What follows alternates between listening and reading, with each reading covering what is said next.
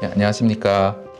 해안서울안과의 정태영 원장입니다. 오늘 제가 말씀드릴 내용은 원추각막의 치료에 대해서 간략하게 설명을 드려보도록 하겠습니다. 원추각막이라고 하는 거는 각막이 원추, 고깔 모양으로 뾰족하게 생긴 질환을 보통 말합니다. 각막 중심 부분이 얇아지면서 돌출이 되기 때문에 고깔 모양으로 변형이 되게 되는데요. 염증이 없는 비염증성 각막 변성이 되겠습니다. 양쪽 눈에 동시에 생기고요. 유병률은 보통 아시안에 있어서는 4,000명에 1명 정도꼴로 되어 있는 걸로 해서 상당히 드문 질환으로 알려져 있습니다. 어느 정도 가족력이 있는데 가족력보다는 가족력이 있는 분들 중에서 외부적으로 눈을 많이 비비는 것 같은 그러한 물리적인 충격에 의해서 각막이 점점 약해지면서 돌출되는 질환으로 알려져 있습니다. 대개의 경우에는 사춘기에 발병해서 20, 30대 정도까지 진행을 하다가 멈추는 것이 일반적인 경과입니다. 일반적으로 원추각막이 드문 질환임에도 불구하고 어느 정도 생소하지 않을 수 있는데 그 이유는 라식이나 라섹과 같은 시력 교정 수술을 하게 될 경우에는 원추각막이 더 심하게 악화될 수 있기 때문에 수술 전에 이거를 걸러내기 위해서 여러 가지 검사를 하기 때문에 조금 더 익숙하실 수도 있습니다. 원추각막이 있으면은 각막이 뾰족하기 때문에 보일 때 겹쳐 보인다든지 시력이 떨어지는 그런 증상이 나타나고요. 눈이 부시거나 빛번짐 같은 증상들이 동반될 수 있습니다. 하지만 대부분의 경우는 시력 교정 수술을 하기 위해서 증상이 없는 상태에서 걸러지는 경우들이 많고 이 경우에는 증상이 없는 원추각막 의증인 경우들이 많이 있습니다. 원추각막이 심한 경우에는 불을 옆에서 비췄을 경우에 뾰족한 각막의 코온 부분이 초점이 맞춰지면서 불빛이 이렇게 밝게 빛나는 이러한 반사가 나타나는 경우들도 있고요. 눈을 아래로 보라고 했을 때에 이 볼록한 각막 때문에 눈꺼풀 부분이 아래쪽으로 밀려서 이렇게 튀어나오는 이러한 징후들이 나타나는 경우들도 있습니다. 원추각막 의증이라고 하는 거는 일반적으로 눈으로 그냥 알 수는 없고요. 저희가 특별한 각막 지형도라고 하는 검사를 통해서 확인하게 되는데 각막이 볼록한 정도를 저희가 각막 곡률이라고 얘기하는데 각막 곡률 값이 47.2 정도로 높게 되거나 보통의 경우에는 43.5인데 높아지거나 상하 비대칭이 보이는 경우 아래 위에 비대칭이 1.4디옵터 이상 나타나는 경우 보통 의심을 해볼 수 있습니다. 이러한 경우 라식이나 라섹과 같은 시력 교정 수술을 하게 되면은 더욱더 각막이 약화될 수 있기 때문에 이러한 분들을 걸러내서 수술 안 하는 것이 매우 중요합니다.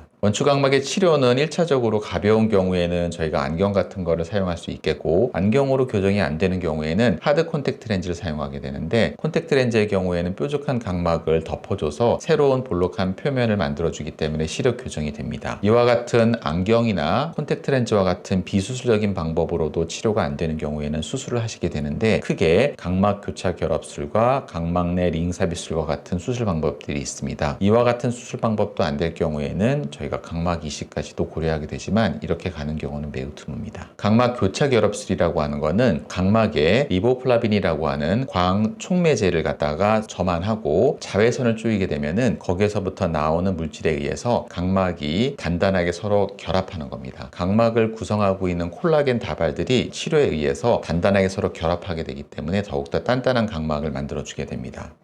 2003년도부터 시작된 치료이기 때문에 상당히 오래된 치료이고요. 일반적으로는 한 3디옵터 정도의 각막 곡률 값이 감소되게 되어 있고 시력도 많이 좋아지지만 초기에 각막이 붓게 됩니다. 첫 한두 달 정도 사이에는 각막이 많이 부어서 시력이 떨어지는 경우들도 있기 때문에 거기에 대한 주의가 필요하고 한 3개월 정도가 지나고 나서부터는 시력이며 각막 모양이 안정적으로 유지되는 것을 확인할 수 있습니다. 이와 같은 각막 교차 결합술의 경우에는 상대적으로 각막 모양을 볼록했던 거를 납작하게 변형시키는 것보다는 조금 더 단단하게 해서 더 이상 진행하는 것을 막아주는 효과가 더 크다 보니까 상대적으로는 조금 경한 원추각막 환자들한테서 주로 사용하게 됩니다. 거기에 비해서 각막 링 삽입술이라고 하는 거는 각막 내에다가 링을 집어넣어서 이렇게 볼록하게 생긴 각막을 옆으로 밀어줌으로 인해서 각막을 납작하게 변형시키는 수술이라고 생각하시면 됩니다. 이 경우에는 대략적으로 3디옵터 정도의 각막 곡률의 감소, 또 3칸 정도의 시력 호전이 있는 걸로 되어 있는데 이 경우 문제가 되는 거는 결과 예측도가 매우 떨어집니다. 어떤 분들은 결과가 매우 좋고 어떤 분들은 전혀 변화가 없는 분들도 있기 때문에 그런 수술 후 결과 예측도가 낮은 부분들이 단점으로 작용할 수 있습니다. 하지만 효과가 있는 분들한테서는 상당히 큰 정도로 각막 곡률이 변할 수 있기 때문에 일반적으로는 각막 교차 결합술에 비해서는 조금 더 중한 환자분들한테 사용되는 걸로 되어 있고 한 6개월 정도가 지난 시점부터는 어느 정도 안정이 돼서 상당 기간 유지되는 것으로 알려져 있습니다. 이도 안 되는 경우에는 각막 이식을 해야 되겠지만 각막 이식까지 가게 되는 경우는 매우 드뭅니다. 최근에는 제한적이기는 하지만 각막 교차 결합술과 PRK, 즉 라섹이라고 하는 수술을 같이 결합해서 치료하는 방법이 있습니다. 이거는 원추각막이 있는 경우에 이렇게 중심 부분이 볼록하게 솟아 있는 경우에 이 부분을 PRK, 라섹으로 제거를 하고 각막 교차 결합술을 같이 해서 더 이상 변하지 않도록 각막을 고정시키는 치료라고 생각하시면 됩니다. 무리해서 깎지 않는 범위 내에서 각막을 깎아내서 각막 모양을 원형으로 회복시키고 그거를 고정시키는 수술 방법이다라고 생각하시면 될 수 있겠습니다. 많이 사용되지는 않지만 이 그림에서 보실 수 있는 것처럼 아래쪽이 볼록했던 부분들이 깎고 나서 고정한 이후에는 이런 식으로 높이가 낮아져서 조금 더 안정적인 각막 모양을 보이고 있고 시력이나 곡률 변화도 좋아지는 것을 알 수 있습니다. 정리해서 말씀드리면 원추각막은 각막이 얇아지면서 볼록하게 솟는 진행하는 비염증성 각막 변성입니다. 각막 교차 결합술이라든지 아니면 각막 내 림삽입술 등으로 충분히 치료가 가능하고 각막 이식까지 가는 경우는 매우 드물기 때문에 걱정하지 마시고 정기적인 외래 관찰을 통해서 적절한 치료를 받아보시기를 권유해 드리고 싶습니다. 경청해 주셔서 감사합니다.